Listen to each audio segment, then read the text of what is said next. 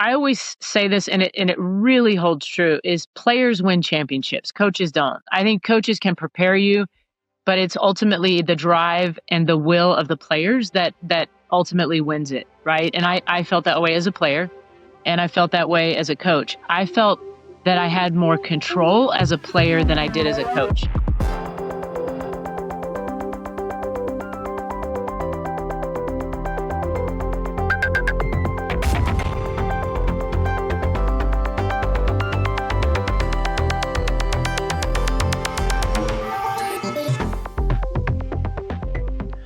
All right, everybody, welcome back to the KO Convo podcast here. I got a special guest for you, as always, Jennifer Azzi joining us via Zoom here. It took us a while to get going, but we got it. We're here. We got it. Jennifer, thank you so much for taking the time to chat with me for a few minutes today. Sure, thanks.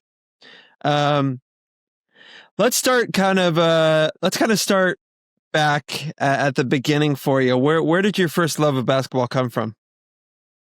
You know, it's interesting. I was just asked this the other day.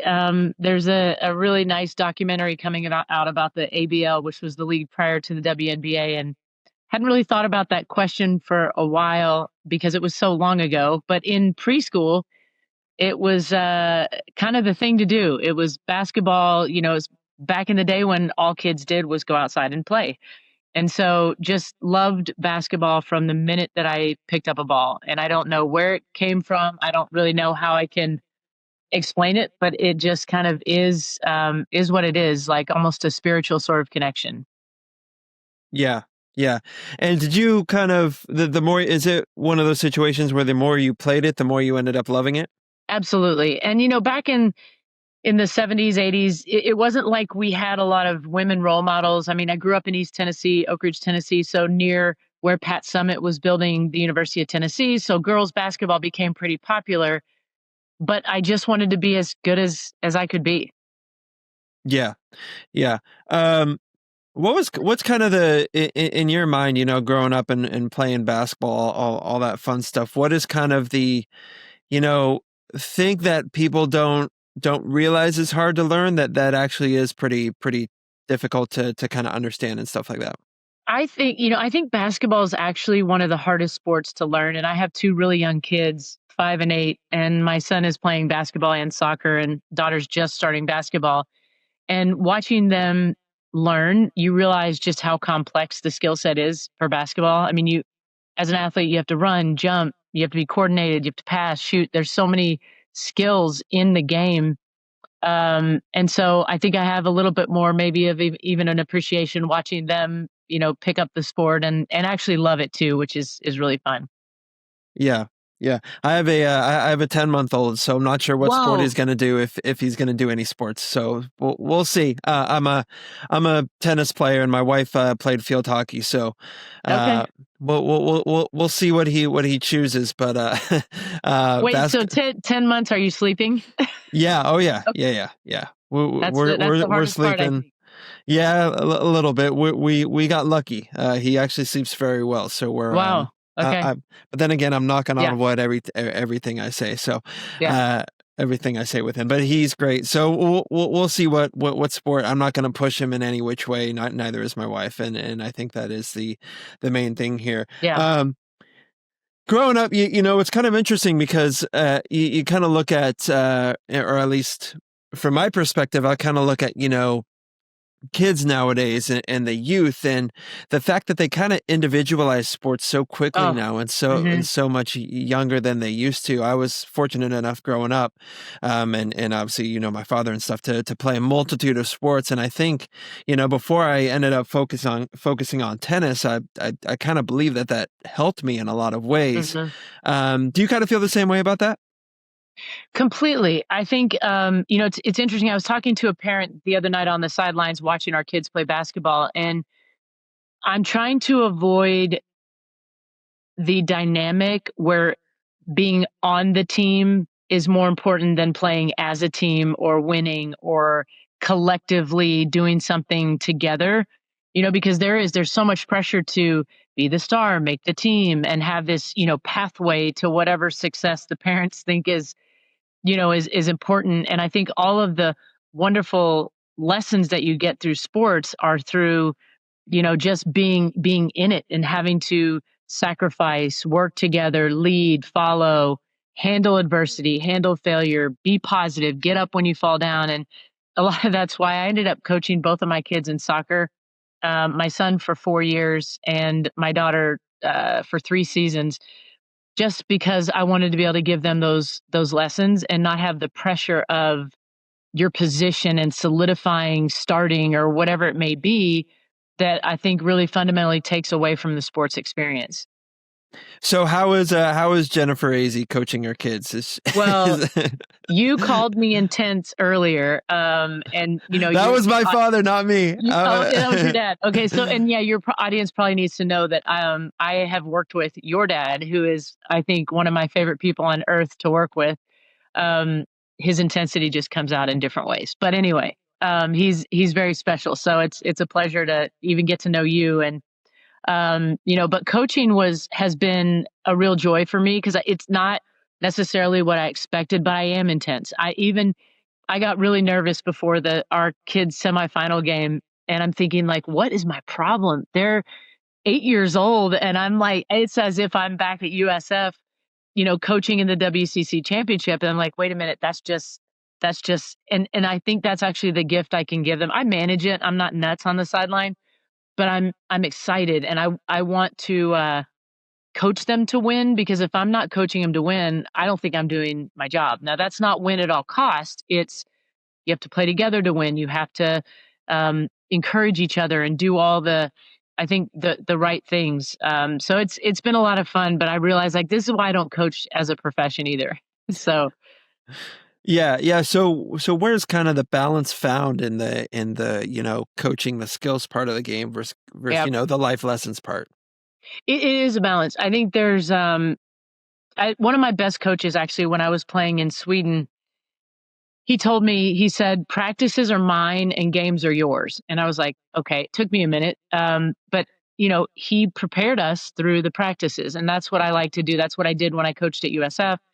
That's what I've done when I've coached at anything, is like, or even as a player, is the preparation is where you win ultimately. And then the games are for all of the, mental and emotional sort of things that come along with, depending on how someone is wired, what gets them ready to be sort of in that, in that game mode. But when I was playing, every pickup game was the national championship. Every practice was, doing the best you can. And so that's what I hope I'm teaching the kids too, is like, it's your preparation, and the games you just go out and play. Yeah. Yeah. You mentioned Sweden a bit, but obviously, you've played in plenty of countries abroad, Italy, France, Sweden, completely different cultures, completely Mhm. different countries. Do you have a favorite out of the three? Different. I like them all for different reasons. I mean, in France, we were in the European Cup, and that was a really competitive time, which was good because I was preparing to try out for the Olympic team. Sweden, I really enjoyed because of the people. I just made some very deep relationships when I was there, and it was a good right time in my life. But after living in Europe for 5 years, that was enough. Which is why I was thrilled after the Olympic year that we all helped start the ABL, which brought.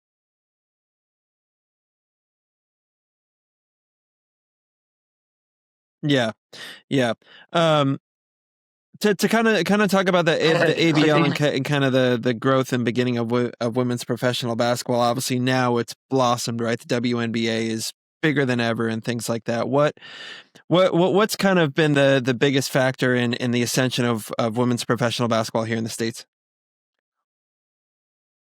It's kind of come in waves, right? Like I think around on the heels of the 96 team, you had, the sky's the limit. And not just in basketball, but that was the time I think that there was real exposure in women's sports, and it felt like it wasn't just, oh, the women. It felt like, hey, we are being recognized as athletes. And Spike Lee did the commercial, basketball's basketball, athletes are athletes, when it was Lisa Leslie and Cheryl Swoops. And so it was a very hopeful, positive time. And so there was the launch of the ABL, the launch of the WNBA.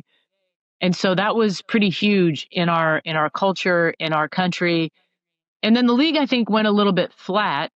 for a while, but you still had, different stars, et cetera, coming through the NCAA, and the game continued to improve, but I wouldn't say the drastic improvements like the late '80s, early '90s into the '96 Olympics.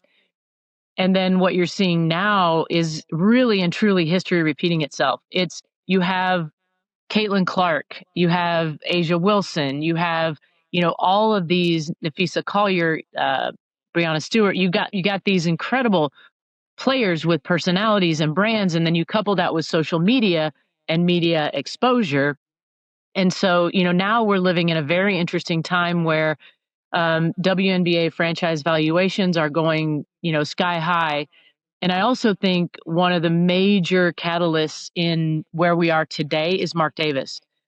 And so, him buying the Aces franchise, and I was part of the original staff, moved from Northern California here to Las Vegas to build the business side of the franchise. And it's been wildly successful. I mean, 3 championships in 4 years. And I think what Mark showed, not even trying to really build the business per se, but wanting to honor the women, pay the women more, and building a world-class headquarters that actually rivals any NBA franchise around. Right. It's unbelievable, and it's his investment that I think has really changed this modern day landscape for the WNBA. Yeah. Yeah. Is there kind of going back a little bit, you mentioned that, the whole social media aspect and things like that. Is there a player in the past whose talent would have just been blown out of proportion and who would have been even more popular with the today's social media age, if that makes sense? I think nearly all of the players from the late '90s or early to late '90s, like Teresa Edwards, Katrina McClain. I think Don Staley now is known more as a coach. But there were, Cherie Sam. There were so many really, really talented players that if you were to put them in today's game would be off the charts popular. Yeah. Yeah. It's the same thing as you look at Michael Jordan. Michael Jordan was Michael Jordan, right? And there's Hmm. always the oh, if he played today, yeah, he would be kicking everybody's butt today too because of his work ethic and everything that he did. So I think it's really a matter of what era you're living in with regard to exposure and the tools, right? These kids have they can watch something on YouTube and then go do it and learn it, right? So there's so many more tools I think for kids to improve at a younger age. Yeah. No, absolutely. Absolutely. I totally agree. Do you kind of have a WNBA, greatest of all time per se? Do you think there's one player that stands above the rest?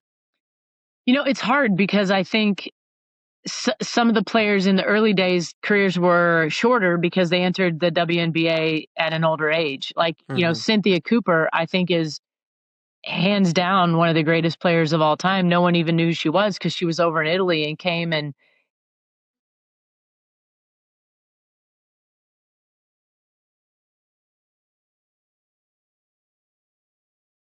had the talent that just didn't have the exposure. And so I would say Cynthia Cooper, Cheryl Swoops, I think people do know who she is, but maybe not in the way that they should. As one of the greatest of all time. Teresa Edwards, I think, greatest of all time. And then fast forward, and you have Asia Wilson, 4-time MVP, that is certainly in line to be one of the greatest of all time. Yeah. Yeah. Um, yeah. I mean, honestly, those like Cheryl Swoops when in the old school Comets jerseys, Yeah. that was iconic, Yep. iconic. Yeah. Um, and obviously, you played for the U.S. national basketball team and stuff. If you're putting together a starting five of the best U.S. women's basketball players of all time, you got to go 1 through 5. Who are you putting on the court? And you can include yourself if you want. Oh, let's see. Teresa Edwards, Katrina McClain, Asia Wilson, um, hmm,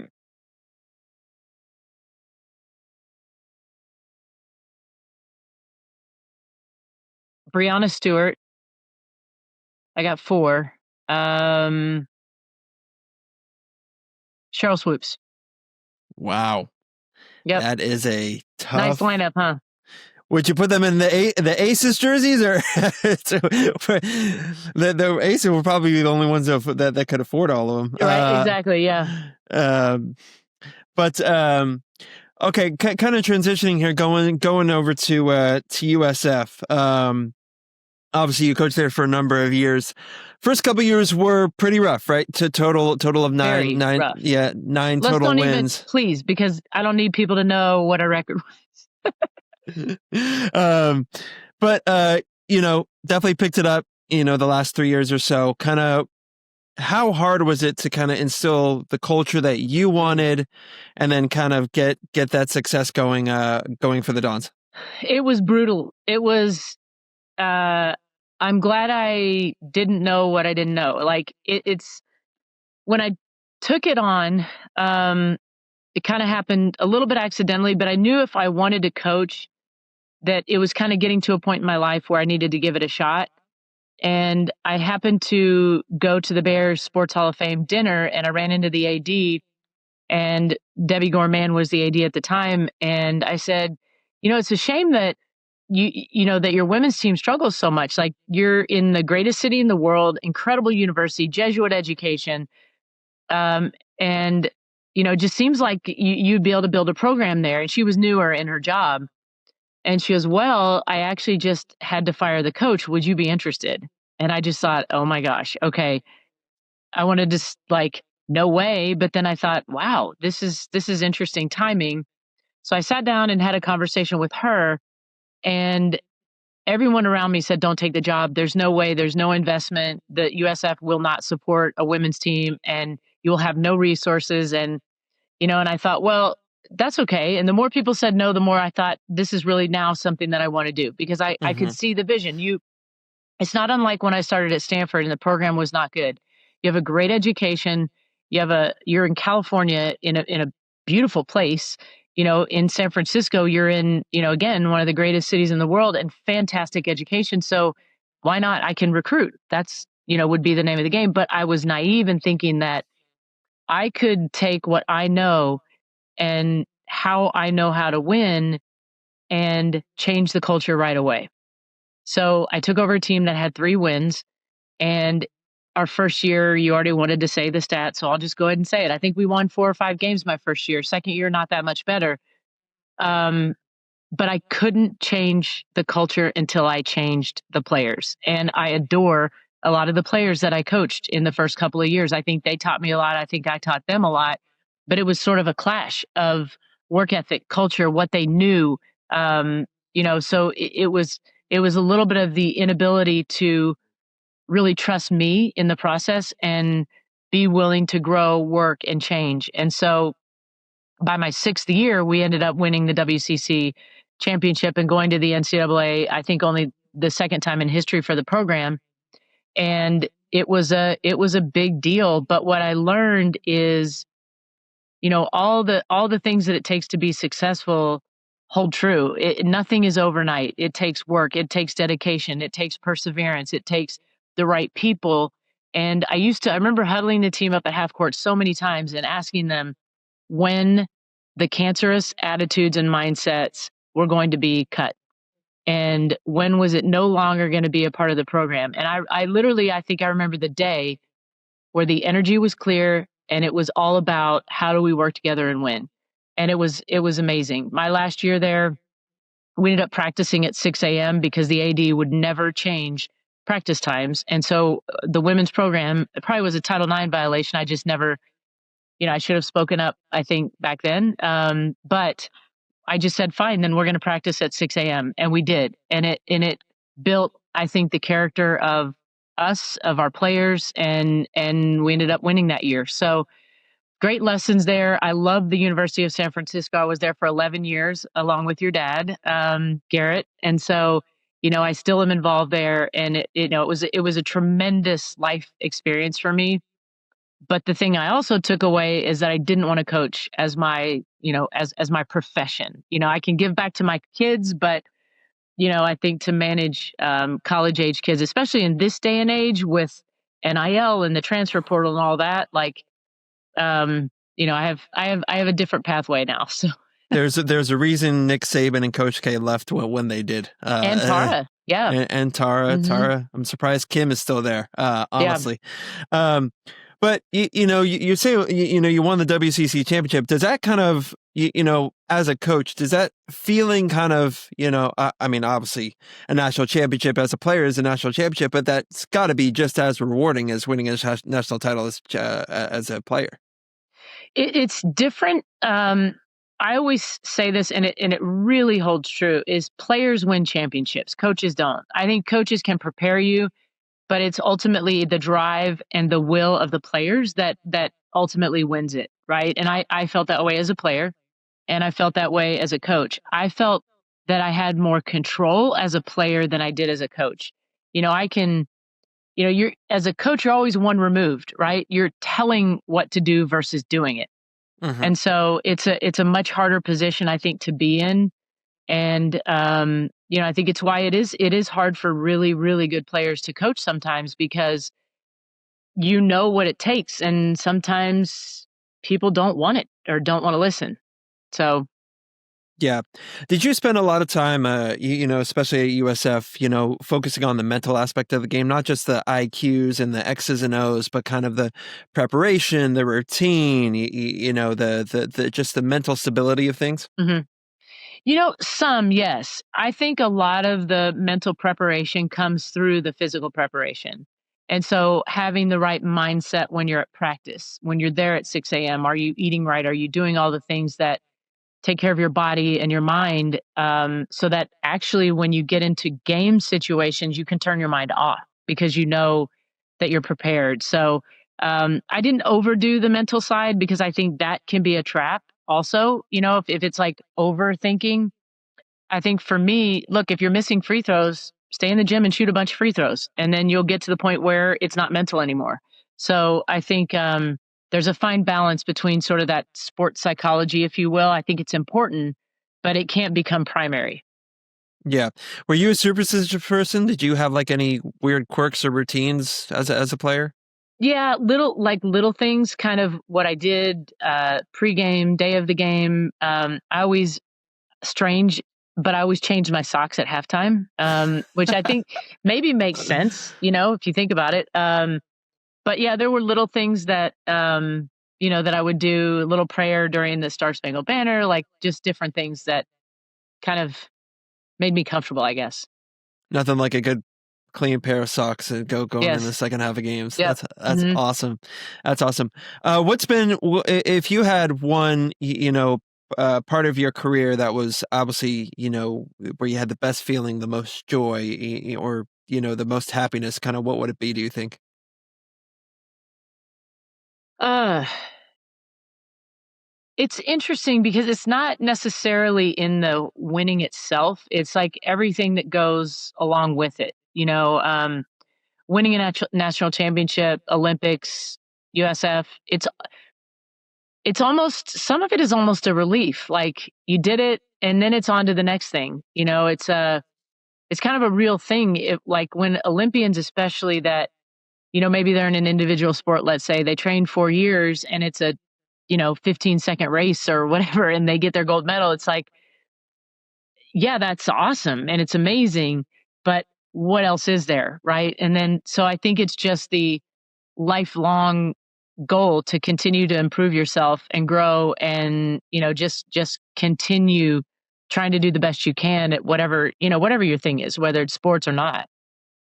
Yeah. So you're definitely a pretty much a great example of enjoying the journey, No and doubt. Yep. yeah. hmm Yeah. Um, talk about some of the coaches you had. Obviously, Tara coached you on the national team, things like that. But any specific coaches that kind of you helped model your game and helped you improve to where you're at today? Definitely Tara. I mean, I think for her impact on me was so much about all the details. And she used to say, I have a vision for where you can be and I'm not going to stop until you get there. So like film sessions with her were brutal, but it literally was every little detail and how that added up to being successful. And one of the really cool things is the 3-point line. came in between my freshman and sophomore year at Stanford, and Tara said, well, three's worth more than two. So we learned how to shoot threes in one summer. I was not a long range shooter. I was like maybe a little bit of mid range, and that was our advantage. And we won a national championship. We were the first team to really shoot threes. We shot over 50% from the floor. And, so it was all about what is your skill set? Where can you take it? And what's your advantage? And trying to really, kind of lock into that. And when I was coaching, two of the stats that were the most important as it related to the women's Final Four teams over, X amount of years was shooting percentage and rebounding margin. So those are the two things that I really anchored in as a coach. And so we recruited that way. We worked on our practices that way. We spent a lot of time shooting every practice.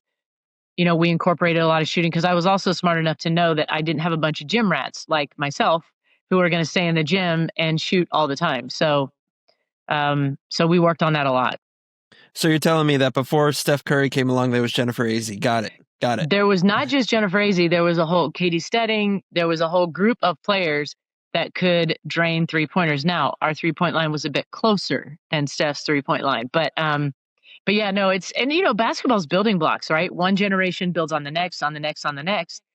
Soon we'll have players launching from half court. It's just the we already do. Headed. That's Caitlin Clark's job. Okay, right, exactly. Yeah, that's Caitlin Clark's job. She's shooting out the gym.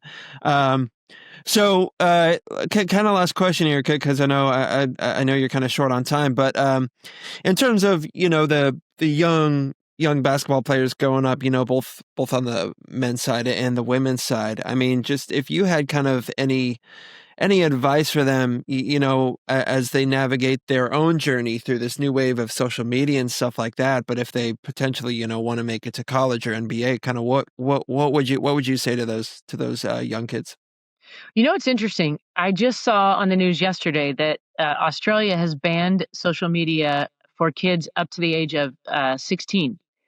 And I was thinking about that, I think the best thing kids can do is turn it off and don't have it, because you start to get into this external motivation, and that's going to always let you down. I think it's for kids is find out what you love to do, what wakes you up, how to spend your time, as long as it's something that's productive, helpful, makes you better, makes the world better, and that you're very present in. And I would say anchor in that and turn the rest off, and, surround yourself by people that care about you and, that are, I guess, into helping you grow first of all, as a human being, but then if you're into sports, as an athlete. And I think it's important to look around and watch people that are successful and see what they do, because there's a real disconnect when, kids, especially the young boys, I want to play in the NBA. Okay, well, have you seen the amount of work that Steph Curry puts in, and are you willing to do that?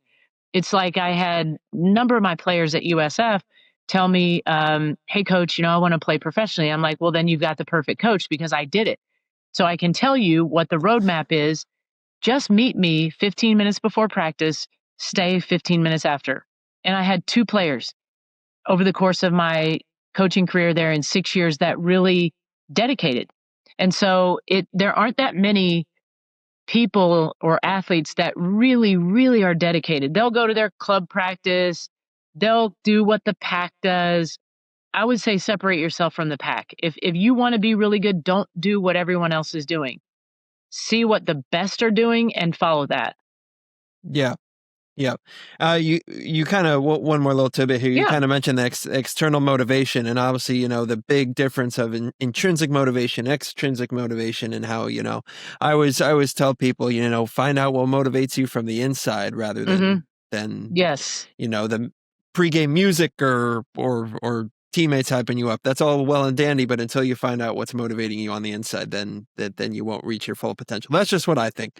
No, but, I think you're a smart guy. Like I can tell you are a very good dad, which I think you will continue to be. What's your son's name?